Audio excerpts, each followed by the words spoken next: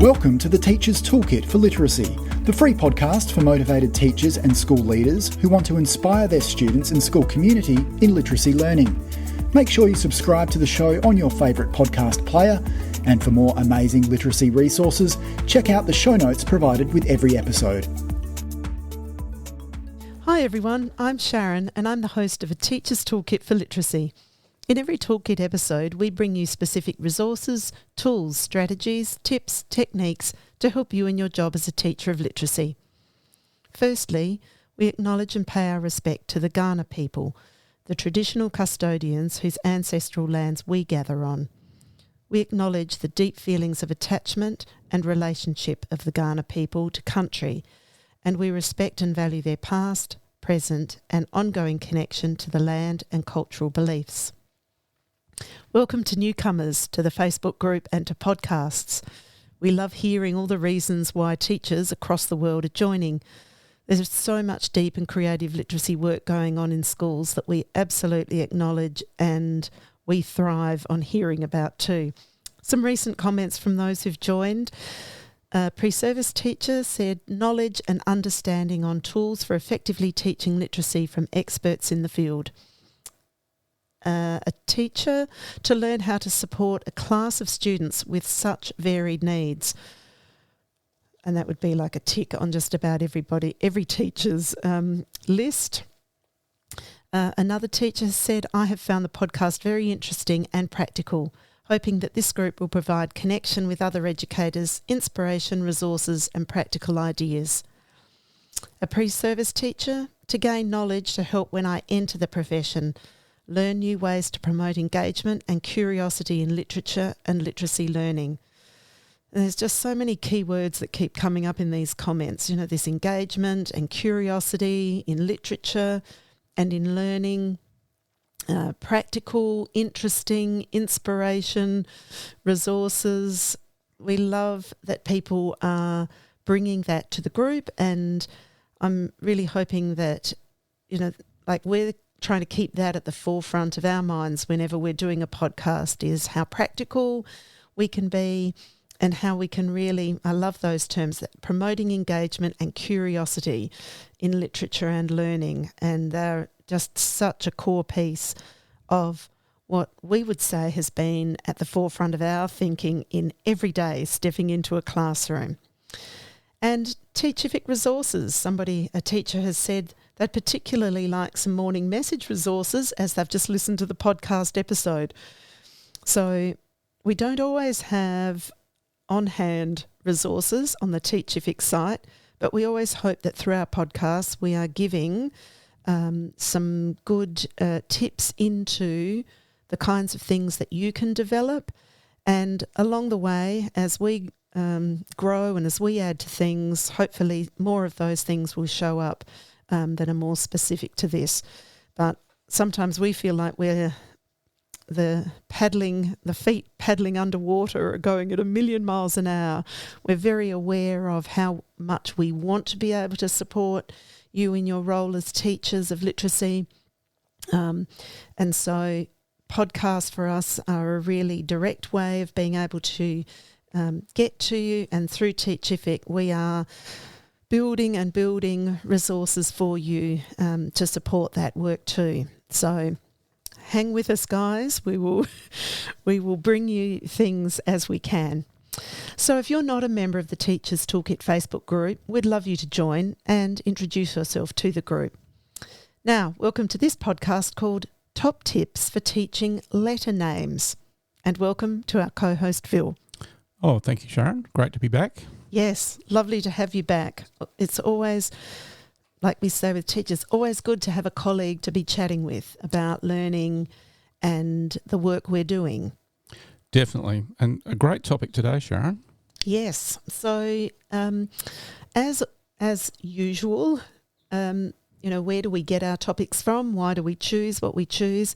Really has to do with the kinds of questions that when I'm out and about in schools and working with teachers, one of the core things that in the work that we're doing is that I'm not coming in overlaying onto teachers, okay, well, this is the script you're following, or this is the program you're following. It's always about what are you noticing about your students, and where are your what we might call the scratchy points, or the questions that you've got, or growth points around the things that you're looking for solutions around.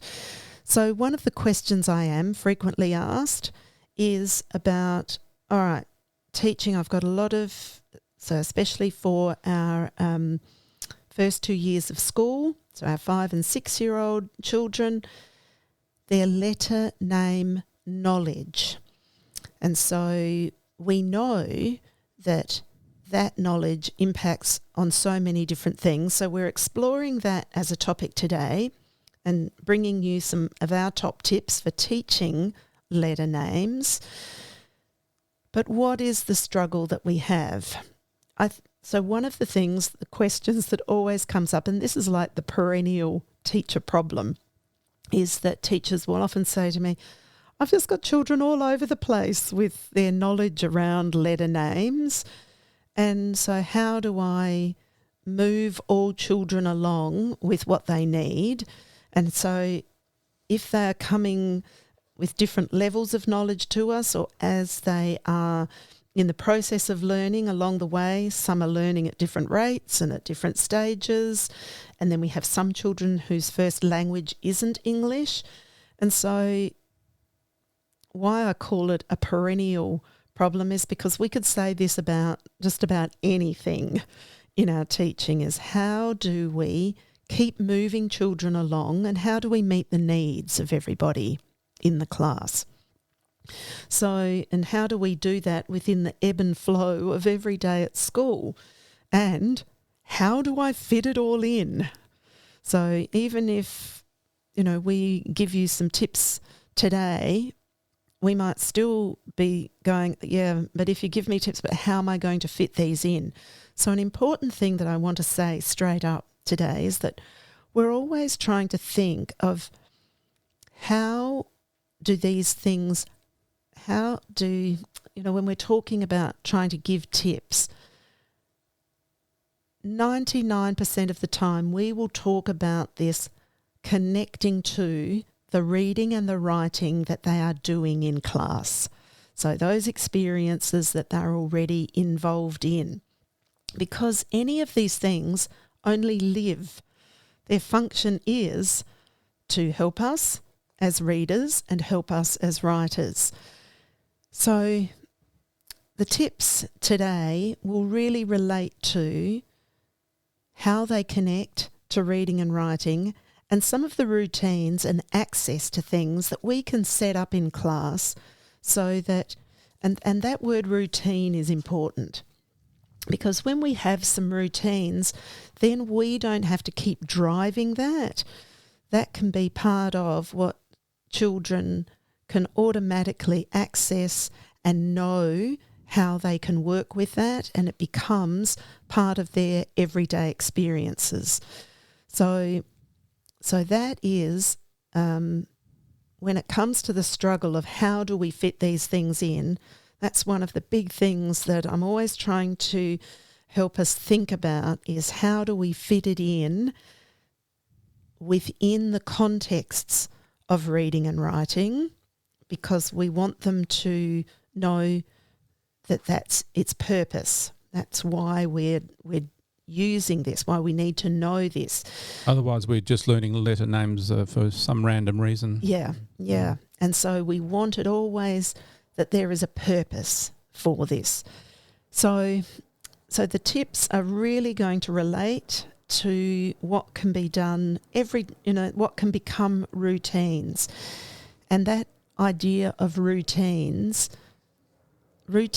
are like the other teacher in the classroom. When children know how routines work, we always relate that to children developing their 3 selves: to be self-motivated, to use it, to be self-regulated in their use, and to be self-directed in the use of these routines and these tips, tools, techniques.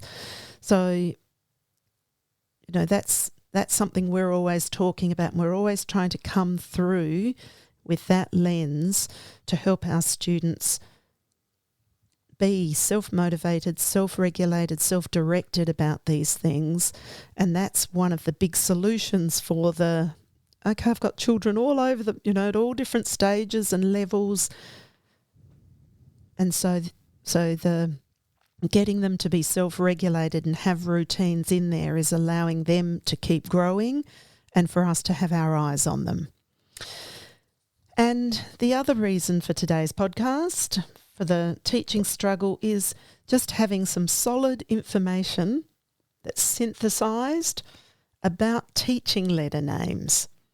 So just taking this one focus, letter names. So in this podcast, it's really about getting down to the nitty-gritty of teaching letter names and what then are, how can we bring you some of the top tips for teaching letter names. So it'll be very practical in terms of things that you can set up for your students, to really be able to access resources, tools on a routine basis and have routines within this. So, great intro, Sharon. Thank you. I know. I think that was a big ramble about it, but an important one, because we always want to position learning as having students being empowered by it through their engagement and their curiosity. And, we aren't, as teacher, the be-all and end-all of everything. We want to set things up so that they can keep growing, keep doing, keep being, without us having to do all of the direction. But whilst they're directing themselves, to also allow us to have the opportunity to look in and see and notice where they are and what they're needing.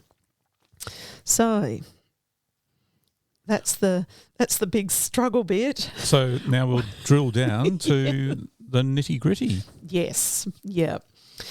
All right, so I want to begin by thinking, so if we're talking about teaching letter names, let's talk just a little bit first up about, well, what do we mean by letter names and why are they important?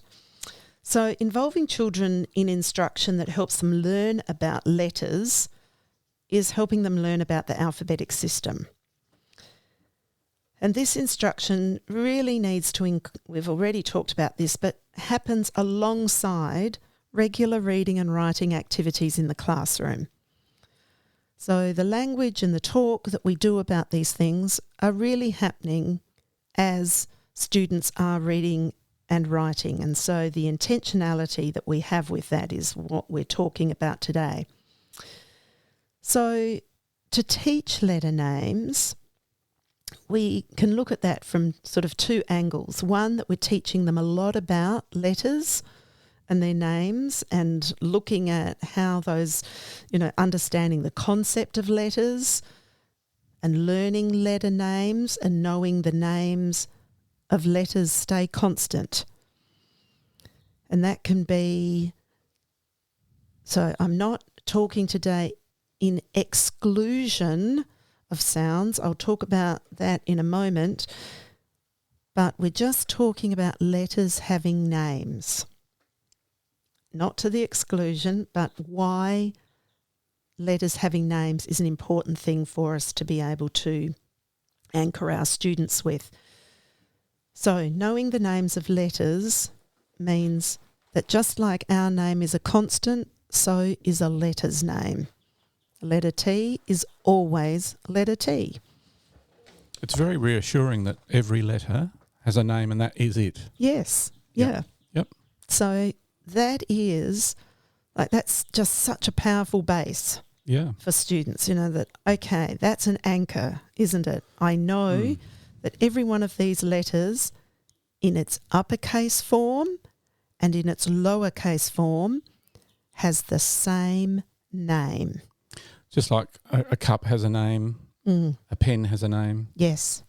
Everything has a name. Yeah. So we can. And we have names, and I find that's one of the easiest ways for students to remember that the letter name is just like we have a name. So the letter name here, and the name of this letter is B or S, and children relate to that very quickly. And only one name, which is, that's all we have to learn. So there's only 26 names. Yep. So for our 26 upper and lower case. I was just going to add that sometimes letter names and sounds, those two terms can, even as teachers, we can confuse them sometimes. And we want to be quite solid ourselves around what is a name and what is a sound. Because if we confuse that, that's very confusing for our students. So that's why we're really just taking the letter name focus today to just be sure about this anchoring of names. We also want to teach letter names so that students know that there is an alphabetical order. We want them to be able to distinguish between letters based on what are the similarities and differences between letters, because our awareness of those similarities and differences helps us, like when we look at two people and we look at Phil and Sharon and we look at the similarities and the differences and we know, okay, that's Phil and that one is Sharon. So the letters too have similarities and differences that help us to identify which letter that is and what its name is. Understanding that letter names are different from sounds. A letter name always stays the same, it's constant, but letters can make different sounds. Knowing that letters occur in different positions in words, not only in the initial position, but in the final or the medial positions. Learning that most letters in English actually do represent more than one sound, and that this sound is influenced by the surrounding letters and the letter's position in the word. Understanding the usefulness of alphabetical order in organising and locating information. So alphabetical order is a system, helps us to organise and locate information. And when we're talking about letter names, that we're also going to be hearing the terms consonant and vowel. So our idea of teaching letter names, it's an important purpose of exploring letters. So to know its name is what we need if we're going to go exploring letters. It's usually better if children know the names of most letters of the alphabet before we start exploring the idea that the letter can represent more than one sound. So if we don't know its name, then to know that it can make various sounds... Well, you've got no reference point, have you? You can't come back as a group and say, well, which letter are we talking about? Yes. Or even as you as an individual go, well, I don't know what letter we're talking about if we don't, what letter is that making that sound? So really kind of knowing what the names of most of the letters are before thinking about representing more than one sound, although often this knowledge does develop simultaneously. And that we want to teach the letter names of both upper and lowercase letters, because that provides children with that consistent label. So that we're seeing it, so we're not thinking, okay, this letter as an uppercase has a different name to its lowercase. It doesn't. We want that consistency. We want to teach those together so that they know, they are the two. So as an uppercase looking like this, its name is, and lowercase, its name is. So in this podcast, what we really are, the focus of this is exploring letters so that children can recognise and name each letter, discover the positions in which letters occur in words and the sounds that they can that represent it. If we were looking at sounds, which we will in another podcast, then we would be focusing on the sounds heard in words and the possible letters or spelling patterns that represent those sounds. But here we are looking at the letter, so thinking about the letter, its name, and where it can appear in a word, and the sounds that can represent it. And its position, I guess. So. Yes. So if we're looking at learning letter names, we're learning not only its names, but that it will appear in various places in a word, not only just at the beginning of a word. So it also has an order in the alphabet. Yes, and that alphabetical order is the way to help us, and we want to use that to our advantage by the use of, and that will come up by having alphabet strips, alphabet word walls, to help our children know not only the alphabetical order, but how they can enter into any part of the alphabet to find what they're looking for. So if I'm looking for the letter T, I don't have to start at the beginning of the alphabet to go through everything. If I'm looking at alphabetical order and I'm seeing that, I'm going T, I think that's later in the alphabet. So I can be looking, down further rather than, starting from the beginning every time to sort through to find what I'm looking for. But I'll talk a little bit more in detail about that as we talk about some of the activities. But do you know what? I haven't got off the first point here, Phil. That's all right. And I did want to drill down into that. So how can we actually evaluate children's understandings and needs? Because I said one of the struggles is, what if they've all got different knowledge and know different things and they're all over the place with that? Like, where do I start and how do I know where to take them with this? So one of the things that it is useful to do before we introduce, what work are we going to do with letter names, it's important to find out what they already know about letters. Because if we just assume that they know, we'll have every range in there. We'll have the full range of, some children will know all of the letter names when they come to us. Some will know a few, some will know a lot. Some may not know any of the letter names. So the best way to find out what do they know about it is to actually do some activities to find out that information.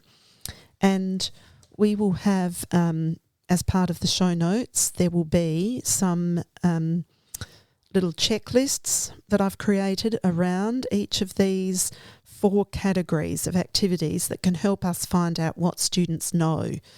Now, we don't have to do them all, but you can definitely dip in here and look at, I don't know what this child knows about these things, so let me find out.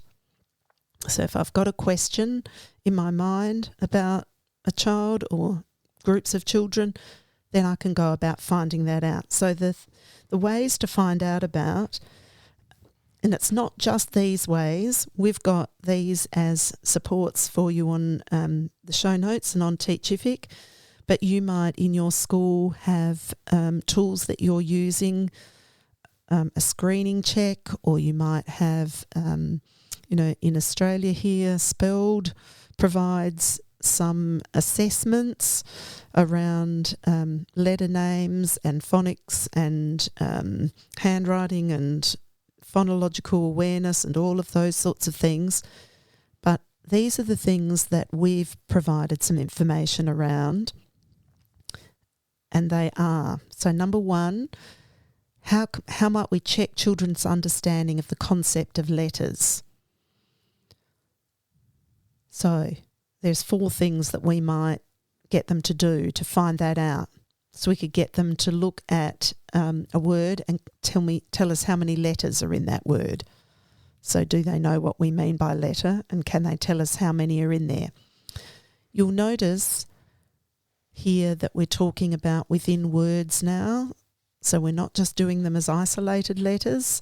We're doing them because we want to we want to understand their concept of letters, and that letters are what makes words.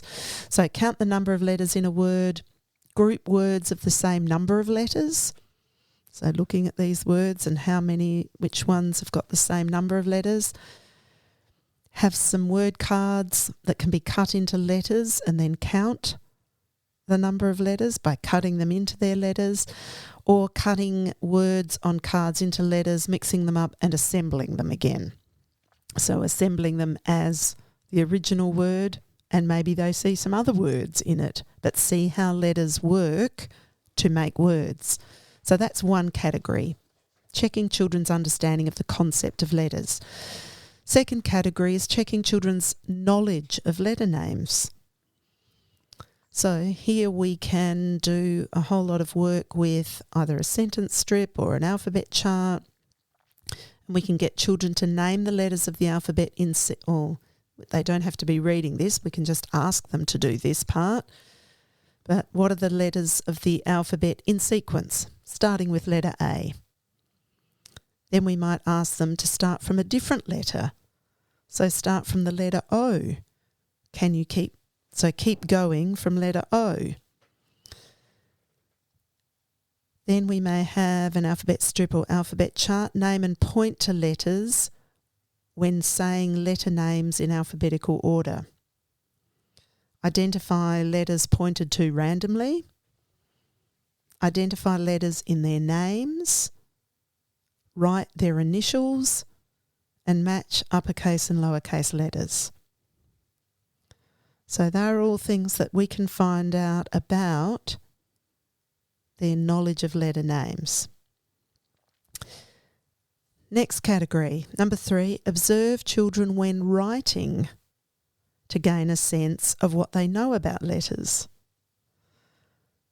So here now, how are they using those letters as they write? What do we see them doing? So do we see them using alphabet strips to help them in identifying letters when writing? Do they use random strings of letters? Do they use letters to represent sounds they hear in words? Do they use letter name strategy when writing? Are they aware that most letters occur in all positions in words? Can they form generalizations related to a letter's position and the sound it represents when looking at, say, a class list of all the names of children in the class? So finding out what they know as they're writing. So I don't have to set up anything special here. It's as they're writing, I can rove and I can look. So I can quickly see, and if I've got a little checklist, and we've provided some of those, I can see what students are doing. And so therefore what I can see they understand about the letter names and what they know about letters. And the beauty of that is that they can all get on with their writing, where they're all independently doing that while you go around and rove and find these things out. Because all of this depends on, all this work around letter names and coming to an understanding of letters is that they are doing lots of reading and writing. Mm-hmm. And that's the number one tip. That it means they are involved in reading and writing. If they're not doing lots of that, and if they're also not, number 2, if they're not engaged in lots of shared reading, so by shared reading we mean seeing enlarged text as a class and being able to use our knowledge as we're reading in large text, or together, and interactive writing. So when we are, or modelled writing, together. Seeing those things. So they need to be doing it for themselves, but they also need to be having opportunities to see it, to do it with us. So this whole idea of the importance of the shared reading, to be doing this work, and the interactive writing, to be doing this work with the teacher and with us together as a class, they are big. They're big tips. Like they're the big. Do you say the big kahunas? Yeah, the big kahuna. They're the big. They're the. We can't get anywhere if we haven't got those two pieces. Yeah, definitely. And number 4 in the looking at what students are understanding is observing children when they're reading, to help us gain a sense of what they know about letters. So are they talking about, do they comment on letters in words? Are they noticing things? Are they noticing letter patterns? Are they noticing, this is going to say this because that's the letter T and that makes this sound? I don't know why I keep picking letter T. Must be my letter of the day. Do you know what? Remind me to come back to that, Phil, because just the link to, I started off saying this earlier on, and I'll say it now before I forget, that we want students to have opportunities to learn a lot about all the letters, but then we also do want some opportunities to take a focus in on letters. So we've kind of got two big things happening in class. We've got or in their experiences, lots where we're learning lots about all the letters.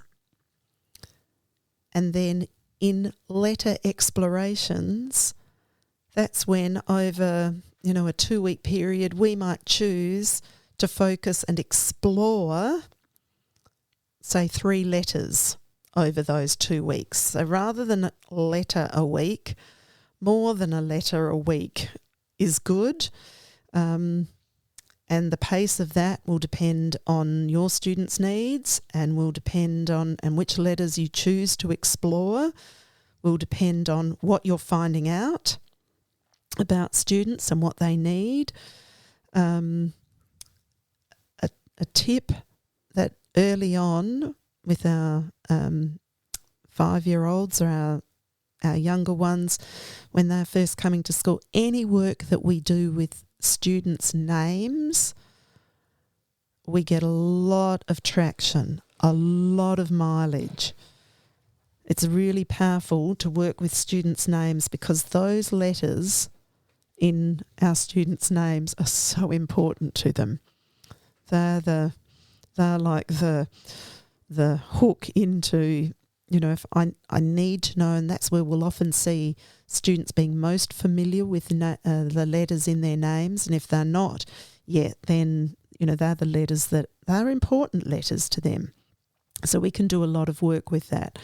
So this idea of working with them, with their names, is an important piece. And then their friends, immediate friends as well. And yes, or family. Yes, yeah. And their names, not just their first name, but their other names. They're important ones there, and we'll talk about that as a tip in a moment. But observing children when reading, so do they comment on letters in words, and do they relate the letters they see in books to letters in their own names or the environment? So are they making those connections? Because if they're making those connections, then they're getting great anchors there. Go, that's like in my name. That's like... they're the ahas. That's, we know where it gets anchored in our, in our learning pathway. So, all right. So that's taken. I promise not. Well, I won't promise to not take so long on each of these parts, but finding out what our students do know isn't important just for us, but it's also important for our students. so that we are acknowledging that we're not just skimming over and going, okay, let's just say they all don't know this. Let's go with that. No, let's actually find out what they do know. I was going to say that's the important bit, to take it from the positive, that this is what you do know, rather than, it's the glass half empty or full. Yeah. We go for the full. Yeah. And if we want our students to feel like, a lot of us would, big advocates of growth mindset, but our students also need to know what it is that they do know and what they're growing towards. We have to help them with that, to help them identify, okay, here's what we know, now let's move on, or let's grow. Me saying let's move on sounds like, they're stuck, but sometimes our students do get stuck if we don't find out first what they need, because we can be going over things they already know, and that causes them to get stuck. And frustrated. Yes. Yeah. So have a little look at those lists. They may be, if you're finding you are just wanting to find out more about what your students know and don't know within those different contexts, knowing that you can find out those things, especially about what they do as they read and write. You can do that as they're doing it. You don't have to set that up as a special activity. And if you've got teacher support in your room, you can have those support people also doing the noticing and the looking as students are reading and writing, because that's where we're really finding out how they're using this knowledge. All right, let's move on to, so what now are some of the tips? So the tips for teaching letter names. I'm going to call them tips, but a lot of these are actually routines. So I talked earlier about the idea that if we have some routines in place, then things are ongoing without us having to drive those things. So what kinds of things can be routines in class? As I said, many of these will involve using students' names, and when that's done on a regular basis, using children's names is one of the most powerful means of teaching children about letters.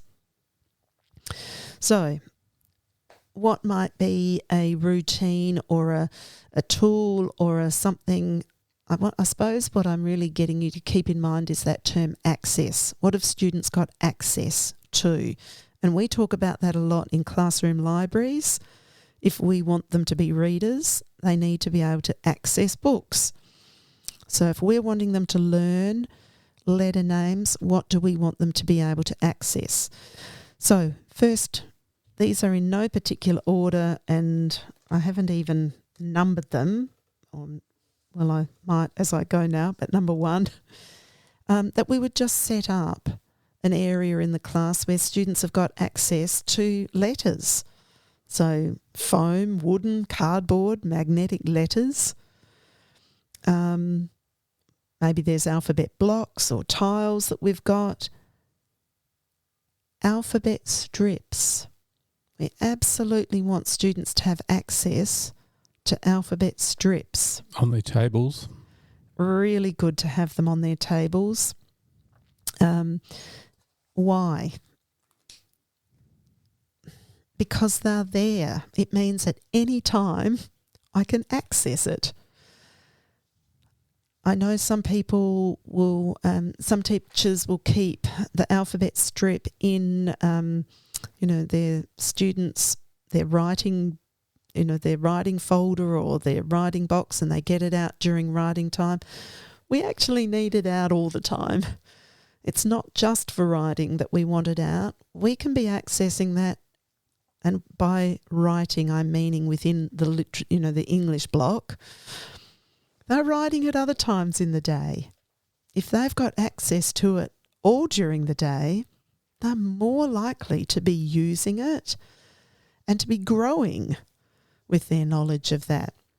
So really access is an important piece of that. And do we have, just one per table? No, every child needs to access.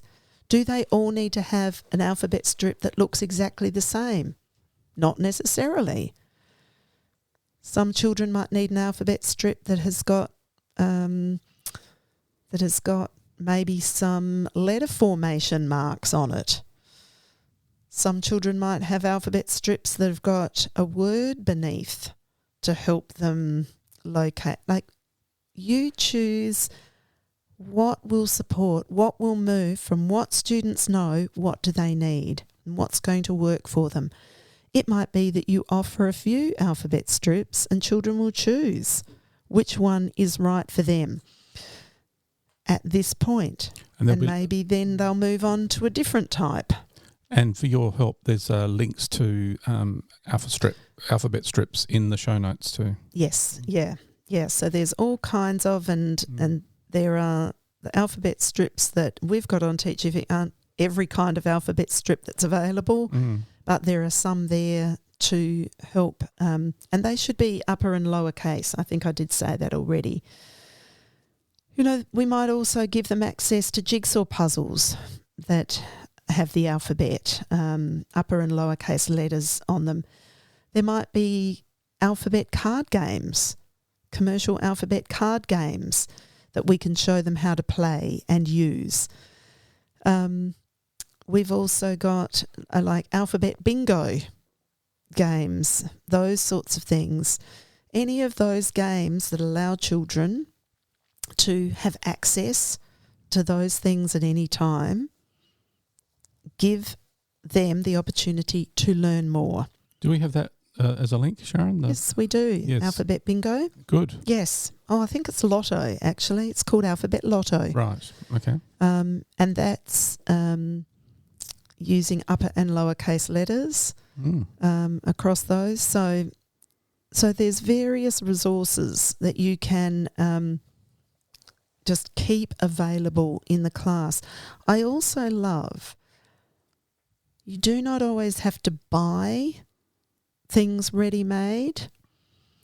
I've seen people using bread tags and putting, writing with a permanent Sharpie on bread tags, an upper and lower case letter, or upper on one, lower case on another, and creating these resources for themselves. And what I think is so powerful about that is for children to actually see that and go, I could make that at home.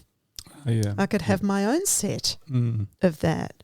So when I see all those bread tags, I can make that. I can create those things. I think it's really important for children to know that these things, and for parents to know that these things just aren't always ready-made and purchased. I'm really sad because we're throwing ours away. Anyway, you can start collecting. I've seen people do beautiful things like with shells, or, it doesn't, we don't have to just be locked into thinking I just have to buy and I don't have it in my school budget or in my classroom budget to get that. I think it's nice to be able to think about, how can we create these things in many different ways. Number 2, alphabet books. We read alphabet books to children on a daily basis. There are such a great number of wonderful alphabet books out there. So what if we read an alphabet book every day? What does that do? We're hearing the letter sounds of the letter names. Oh, listen to me, the letter sounds, the letter names. That's how easy it is to us. And we've got to catch ourselves when we say that. Because if we don't catch ourselves, we are being confusing. Yep. So reading an alphabet book. So if we read an alphabet book every day, we are hearing all the letter names every day. Every day. just by reading a book. In interesting ways, like, in varied ways, because they're different alphabet books. Yes, Yep. but the one thing we're guaranteed of hearing is the letter name. That stays the same. It stays the same. Mm-hmm. And those alphabet books, of course, should be in the classroom then. They stay in either the classroom library. Great to have a basket of alphabet books in the classroom library. There's also, we've got links to a whole lot of alphabet poems. So, poems could be on cards, but what about making an alphabet book or a book of alphabet poems? Having a big book of alphabet poems, that can be part of your daily read aloud. Reading a big book of poems that we don't have to read every one of them, but we can access and work through those. So there's books, and we've provided a little list of alphabet books, particularly for 5 and 6 year olds. That'll be in the show notes.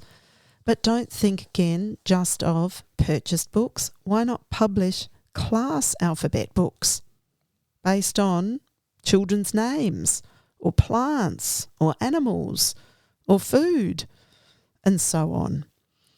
And put those in the classroom library for children to read, or we could also use those as that daily read aloud and shared reading. So if we're making class books and we can make them large, that wonderful opportunity for shared reading. So the big book of alphabet poems, there we've got it. Shared reading, everybody gets to read that. What if children have their own copies of those? So then they've got alphabet text to work with. And we've got links to those too. Yes, we have. So number 2, that was reading alphabet books, but reading them every day. That means we get to hear. Now, what does that also mean? That's making sense of that alphabet strip. So, we're making connections here. These things connect, not just happening in isolation. Work together. Yeah. Yep. Now, there are commercial, as well as we could also make classroom published picture dictionaries. So if we make our own dictionaries, so classroom published dictionary, my goodness, what will be in that? Think almost, like what are all the important things for our class? What needs to be in there? So all our names would be in there. Important things in our classroom. Important things in our school. So those picture dictionaries, and where are the pictures coming from? Let's have our children illustrating. But to have commercial picture dictionaries is also an important part of an important resource in classroom libraries that children can browse through and read. If we begin an alphabet wall, so this is number 4, if we begin an alphabet wall at students' eye level, once again, we're going to be able to use that for what? Putting students' names up there. So putting a child's name on a card and putting it up on the alphabet word wall. And then you can play alphabet games, such as finding all the names on the wall that begin with or contain a particular letter. So the fact that we've got it as an alphabetical word wall, we're organising, so we're letting them see, number 1, alphabetical order. Number 2, by looking through that and being able to name, those letters alphabetically. But then because we're listing and the words are on there listed alphabetically, we can then do things like play those games of, finding all the words that begin with or contain a particular letter. So we can really use it for word games or letter naming games, as well as using it for adding words up there that we would want students to have anchored in their use. What was that? Number 4. Number 5, writing students' names on a set of cards and selecting one each time you want a child to do a task. So having a little basket with every child's name on there, pulling those names out. What can we do then? We can pull a name out, but then let's chant the letters in each name. So as we point to the letters, children can join in as we chant the letters of the name that we've pulled out. We can use children's names for activities. We could count the letters in the name. We could look for letters that appear more than once. We could ask particular children to find a named letter and comparing 2 or more names to see if any of the letters are the same.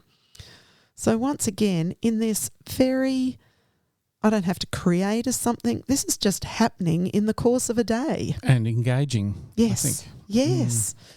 So I don't have to set up. This is just, once I've got that basket of cards set up, and what if I did that? What if I pulled a name out 3, 4, 5 times a day, and then I've chanted those letters and they've joined in with me? Look at all this exposure to letter names that they're getting.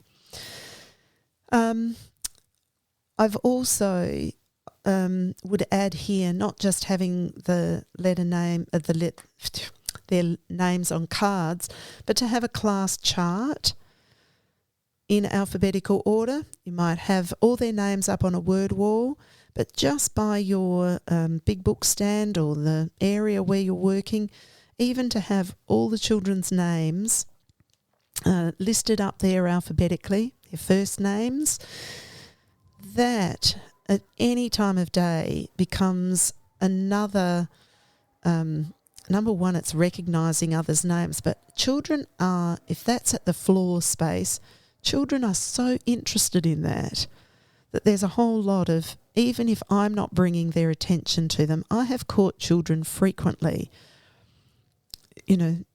spelling out or, chanting the letters in their friend's name or in, who's that name? There's a name that I've never really noticed before. Let me do that. So this interest in and letting them be self-motivated and self-directed about those things, just by having these things visible and up and around, lets them easy to access. It's right there at their level. Yes, absolutely is.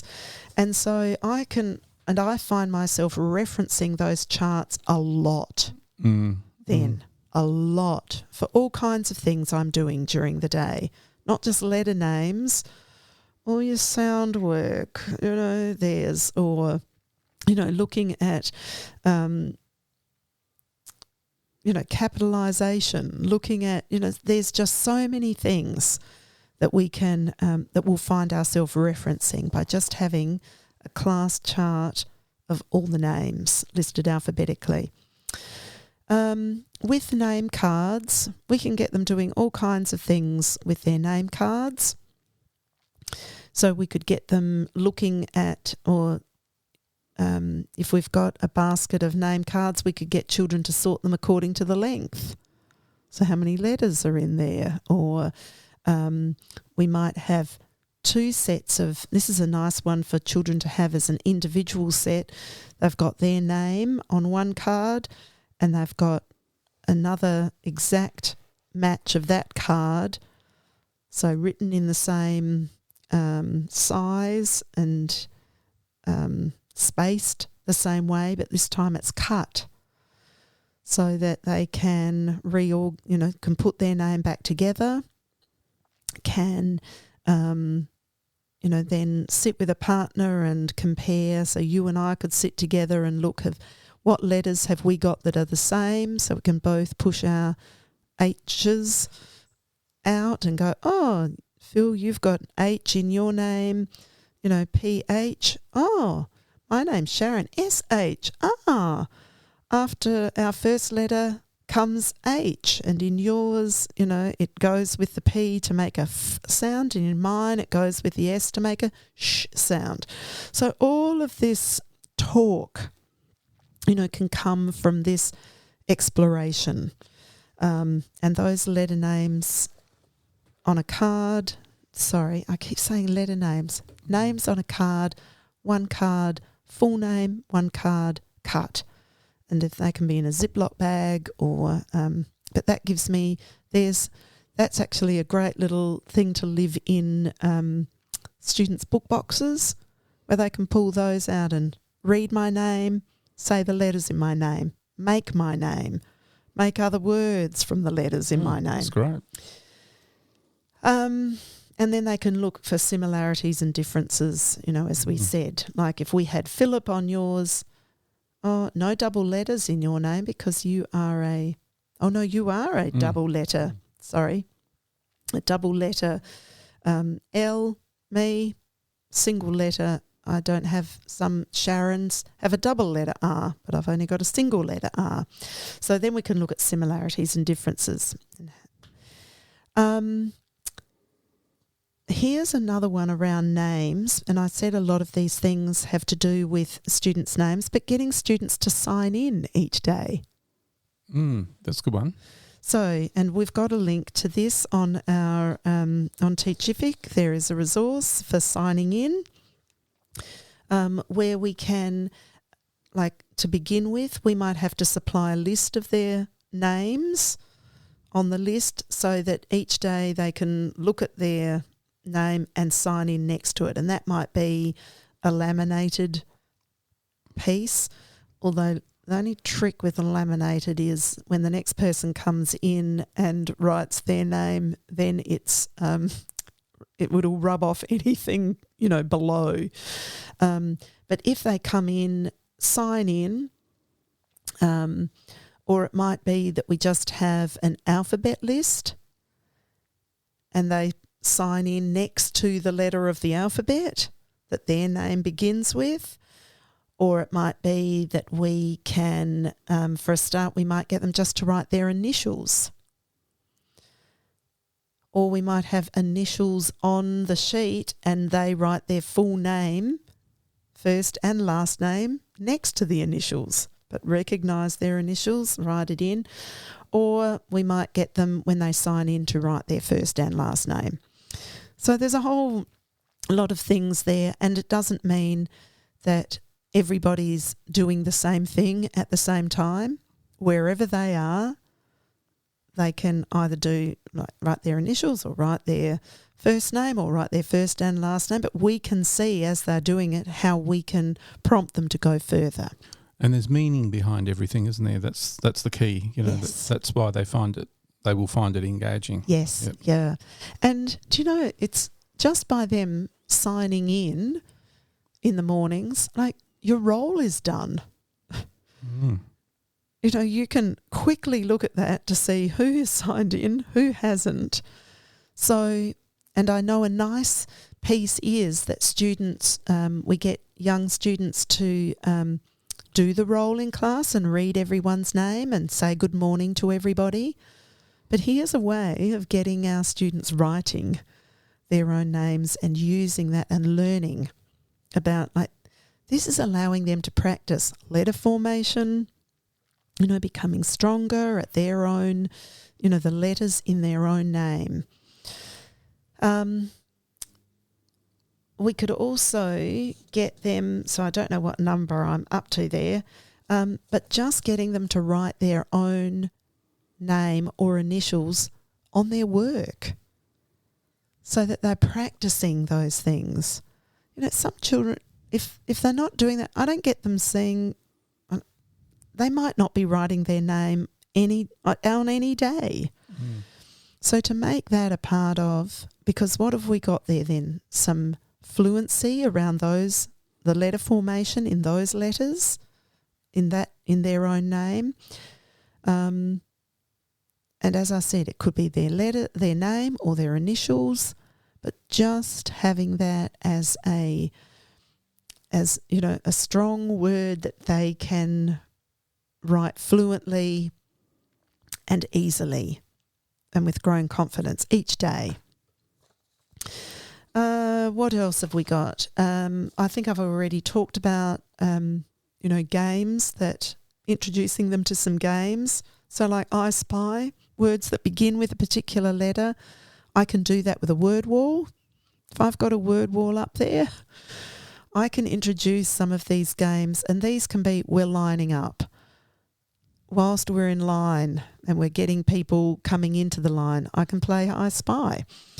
So some of these things I can also, just do as part of the things that we're doing in a day. I don't necessarily have to, that might be a 30-second piece. It could be I Spy someone in the class whose name ends with R or yes, so on.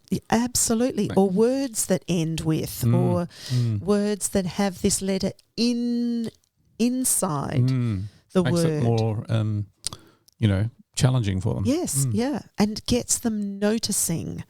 Because this is actually the reading connection, gets them noticing, and gets them thinking about that as they're reading words and looking at words, but then also thinking about that, as I'm writing it, I'm hearing that, and so therefore I know what letter can go in there.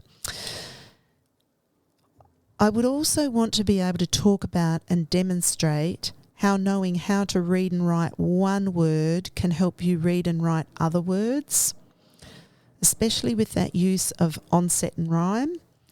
So, for example, if I've got the rhyme ing, that I can use the letter S to write sing, and I can use the letter R to write ring, and I can use the letter W to write wing, and I can use the letter Z to write zing.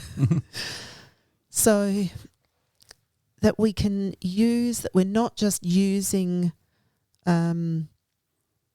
and learning letters just on their own, but letting them know how we're using, so we can talk and demonstrate about how knowing how to read and write a word can help us read and write other words. So by using, so that onset rhyme work is so important, because then the ing part, then I can add different letters to that. It empowers them. They can add many more words to their repertoire. Yes, yeah. And that brings us then, and that we can substitute not just at the beginning of a word, but we can substitute at the end of the word, just like you talked about with letters on a words on a word wall. That let's look for words where the letter is here or there, or in initial, medial, or final. And so that really brings us that whenever we're doing any modelled, shared, interactive writing, that we would use and show how to use an enlarged alphabet strip of upper and lowercase letters.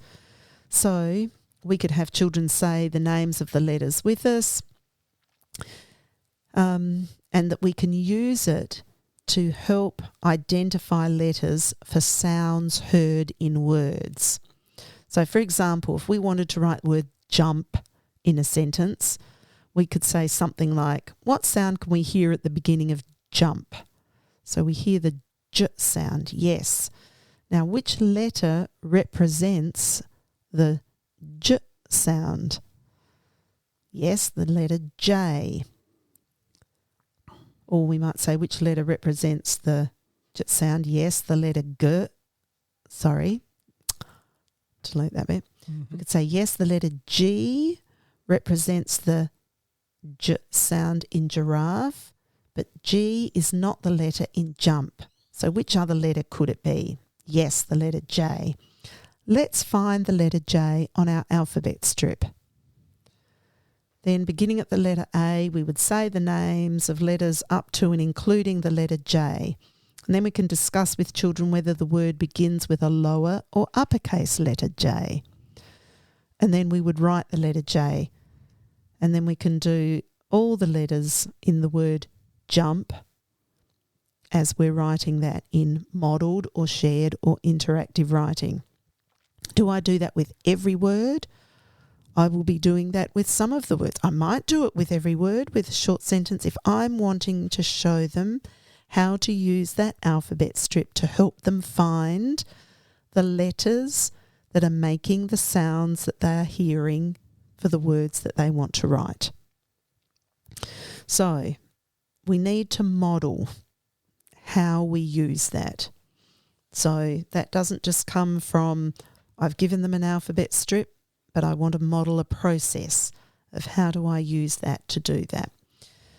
And sometimes I'll want to show how to do that, not necessarily starting at the letter A in the alphabet. So like if I've got the letter M, I might want to start, further down. I might want to start with K instead, so that I'm not going, through the whole alphabet every time, because I want to teach them how they can not always have to begin with the letter A. And lastly, when writing in front of children, I want to be able to use the names of letters as I'm writing words, because that's going to be able to help them find it. So even if we've given them other strategies for using, such as, so listen for the sounds in a word, and we might say, so listen for the sounds in the word. We then also want to attach that to, just like I gave in the example before, right, what letter can make that sound? So that we're getting them thinking one step further, and we're modelling that. So that as we write, we would say the letter name as we're writing. So if I'm writing the word jump, I would be writing, I can say I'm hearing J, R, M, P, but I'm writing the letter J, U, M, P.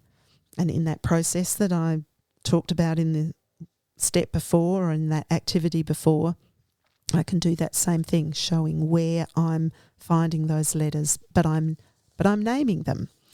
I guess you could have your own enlarged alphabet strip in the classroom as well. Yeah, that's what you need. Near where you're talking to them, so then when they go back to their own alphabet strip, they know. Yeah, so you would have an enlarged copy of what they have. Mm-hmm. And if you've got children with all different kinds of alphabet strips, don't worry too much about that. Have an alphabet strip that somebody has. Ones that are probably the ones who need the most support around that. Or you might bring up different alphabet strips at different times because you've got different ones in the class. But use them. You need an enlarged version of that, and that needs to stay up there so that you are referring to it and using it to show them how we connect our writing with our knowledge of finding the letters that we need by their name as we're writing, so that we can find them alphabetically, and we can make that connection between the sound that this letter, or which letter makes that sound, letter S. Right.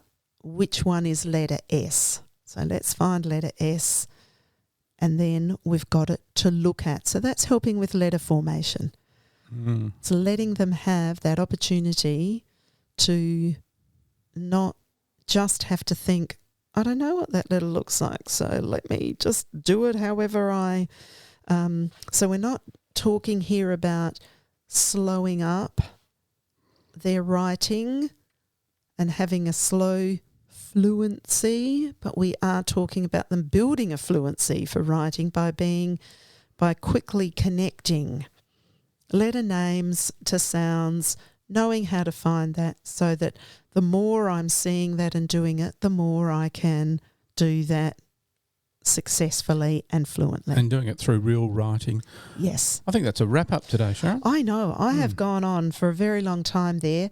I was just going to make a quick point about helping those children whose first language is not English. a good way to start with them is to find out what they do know in their own language. Yep. And to build from there. And these activities that we're talking about are all solid ways of giving those children entry points into.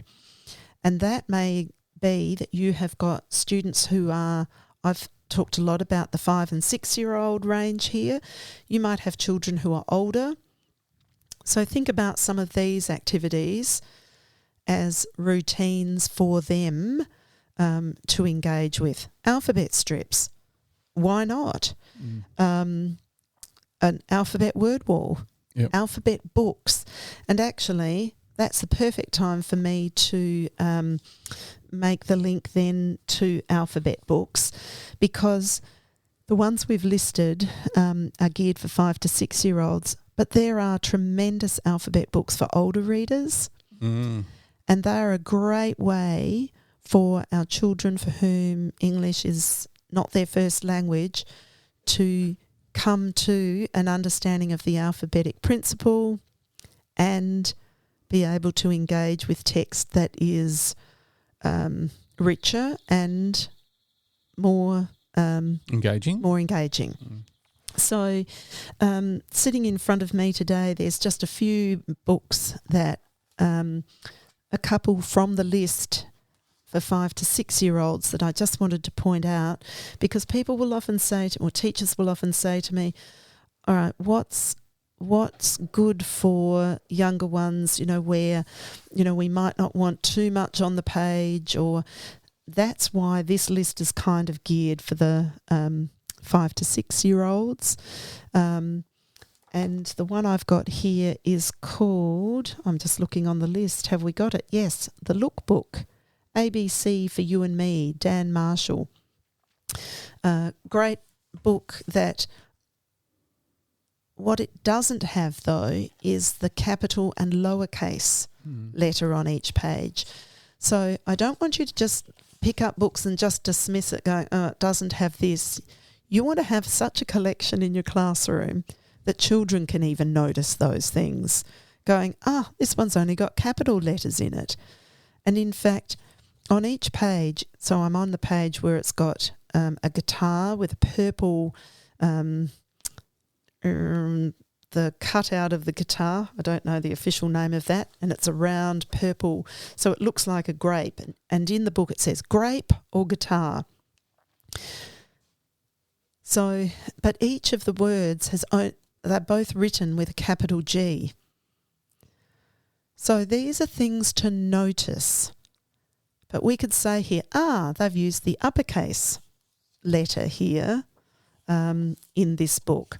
So hearts or hippo, it's uppercase. But then you'll find in other books that they have used, and they've been intentional about using the upper and lowercase. So in a book like Chicka Chicka Boom Boom,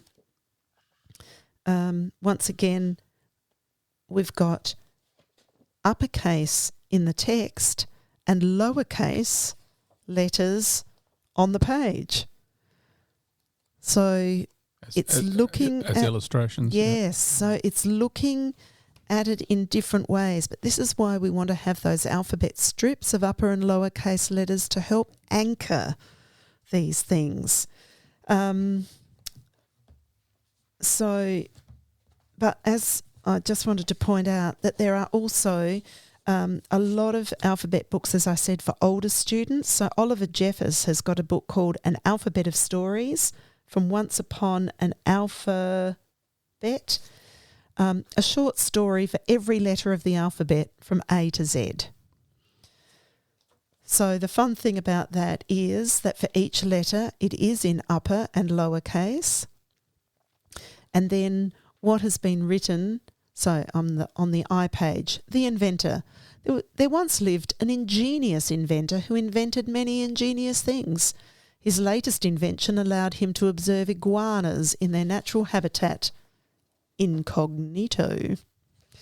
So if I've read that aloud in class and I've got students for whom English isn't the first language, that's a nice one for getting into looking at it for the alphabetic principle there, and knowing that I could have a story for each letter of the alphabet. They're great models. Any of these books are actually good models for creating our own alphabet books as well. And I find that that's a really powerful piece to do for our students for whom English isn't their first language, is to create alphabet books of things that are meaningful to them. Very, very wise. Yeah. So in that one, I can have a little story of my own for each letter of the alphabet, or I might have, like in the lookbook, it's got, people can't see it, but what I'm saying, they're like mentor texts. They can give us ideas for creating our own. And creating alphabet books are powerful no matter what age our students are, even into secondary. Well, I think that's a wrap. Yes, a long session. No, that's fine. Sorry. Okay. So thanks everybody for joining us today. We've loved to see that so many of you have subscribed to our episodes, and we love it even more that it's from all corners of the world. The Teacher's Toolkit podcast is all about giving you an insider's guide to top teaching ideas, tools, techniques in literacy teaching and learning. Please subscribe to our weekly newsletter via the website. You'll receive advance notice on blogs, podcasts, events, and ways to contact us. Thank you, Phil, for joining us, and all the best to you and to all of you as our listeners. Bye for now. Thanks, everybody. Bye. Thanks for listening to the podcast. To make sure you don't miss any literacy learning tips and insights, please subscribe to our show on your favourite podcast player. At Q Learning, our literacy specialists draw on over 30 years of teaching and international consulting experience to deliver world-class learning solutions. We equip, empower and support teachers to become their authentic selves. To find out about upcoming webinars and about how Q can help you and your school, visit qlearning.com.au. And you can get even more amazing teaching resources right now at teachific.com.au. Stay tuned.